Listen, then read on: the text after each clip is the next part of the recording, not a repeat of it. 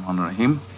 আমি আমি সশ্রদ্ধ চিত্তে তারেক রহমান সশস্ত্র চিত্রে শপথ করিতেছি যে আমি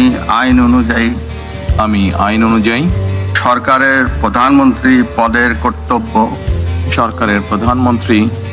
কর্তব্য বিশ্বস্ততার সহিত পালন করিব। আমি বাংলাদেশের প্রতি